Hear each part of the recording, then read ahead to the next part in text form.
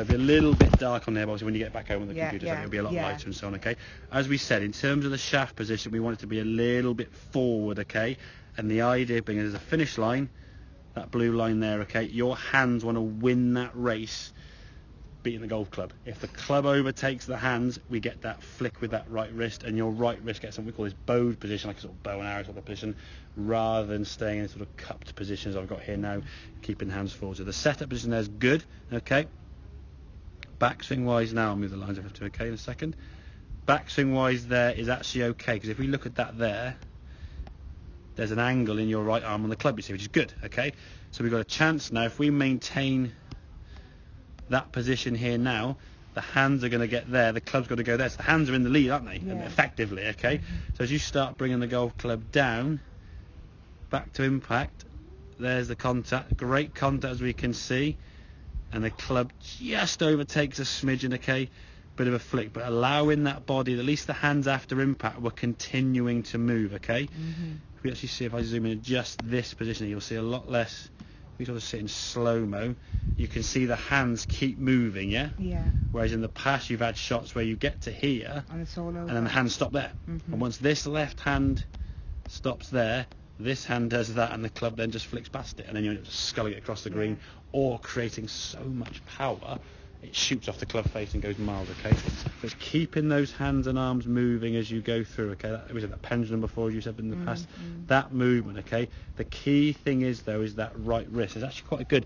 Just hold the club in that right hand. Almost exaggerate the angle here now. So hold the club, if I mirror image. So really just have the club like in an angle here, okay? So no, just to set up so your hands are in front of your body. Okay, there you go. So you've really got a hinge in that, and now just make some chip shots this way. So move the arm. Now see how your wrist did that, you see?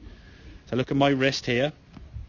I'll keep my wrist in that sort of extremely sort of cocked position, and then just do that. Okay? I'm not moving my right wrist, or my left wrist, your right wrist isn't moving at all. So hold that club here, okay? And then as you swing, you keep that there as much as you can. And if you need to move your body as you go through, I can still, that for me, that's what you want to do, isn't it? Okay? So allow your body and torso to rotate through. There you go, good, there you go. Keeping that angle, there you go. So allow your body to rotate round this way, okay? If the body stops, then you have to flick. As I'm doing this, if you watch my club, there, if I stop here, it's hard for my arm to go across my body, okay? Let the body go through, keeps that angle in that right wrist as best we can. That's better.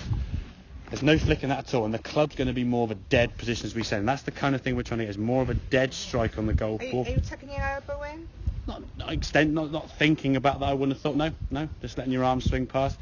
The second that club sort of comes underneath that way, that's when we get into problems, okay? Because the right wrist starts scooping.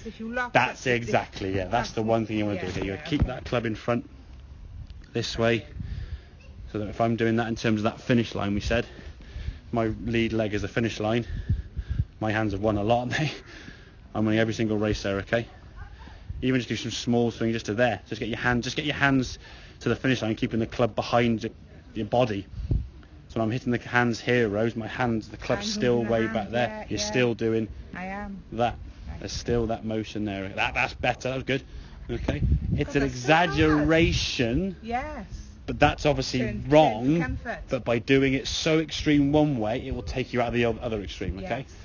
Ultimately, the move you did here was nowhere near as extreme as what you're doing there with that practice drill. But if we can get a little bit more cocking with that right wrist there, that would make this shot a lot better. So by really exaggerating it, kind of over exaggerates the movement to find the feeling you want to try and create, okay? Because you go back here now, it's there, you see? Allow the body to go through. There you go, good. The second we do that, and you flick, it wants that, can you see?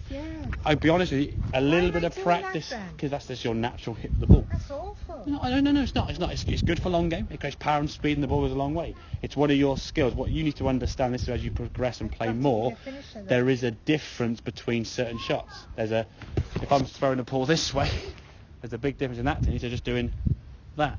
This is what we've got to practice, the roll the ball in the hole. This is the finishing aspect of the hole, not just how far can we hit it, okay? But does that make sense there with that chipping, keeping that wrist in that position there? Again, if you want to stay in a bit more practice by yourself, Lovely, excellent, good stuff. Great,